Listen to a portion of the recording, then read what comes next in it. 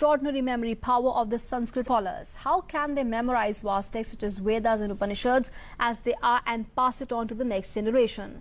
Now, latest researchers have unraveled this mystery and named the phenomenon as Sanskrit effect. Here's a Doordarshan News exclusive report on Sanskrit effect. Take a look.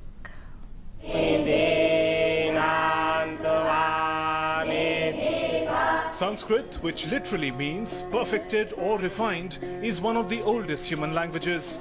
Sanskrit is also regarded the world over for its unique way of learning, in which large texts are memorized verbatim. The four Vedas, the Upanishads, all have been preserved through this technique.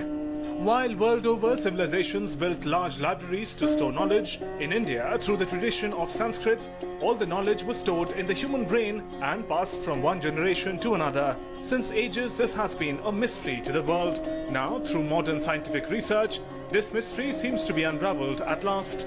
A study on Sanskrit effect, which has been reported in the journal Scientific American, has claimed that memorizing Vedic mantras enhances the brain regions associated with cognitive functions such as memory.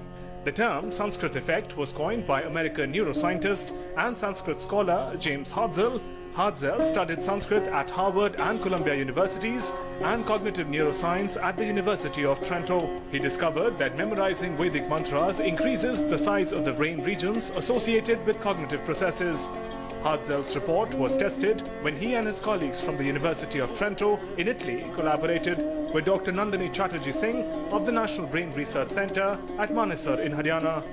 This extensive research has established that through this unique memorizing technique used in traditional Sanskrit learning, brain's capacity significantly increases. What we did was we compared professionally trained Vedic pundits, Yajurveda pundits from the Delhi area with carefully matched controls. And we found really large differences in their gray matter and cortical thickness between the two groups. So this is what's called a cross-sectional study. And cross-sectional studies show you that the phenomenon that you're interested in, so in this case we're looking, is there some relationship of the brain plasticity or the changes in gray matter that might occur from this practice? Can we see such a difference between, and the way you look for that difference is you compare the two groups. Brain के कौन से structures हैं वो बदले हैं औरों के मुकाबले, और यहाँ हम देखते हैं कि जैसे हम लोगों ने सोचा था कि हिपोकैम्पस या मेमोरी का वो हिस्सा जो है वो थोड़ा बड़ा हुआ था. Group of highly specialized memorizers and reciters of Vedic Sanskrit and of associated texts, is there structural plasticity in their brains that's probably related to that practice? And we showed that for sure. We showed very dramatic differences in brain structure.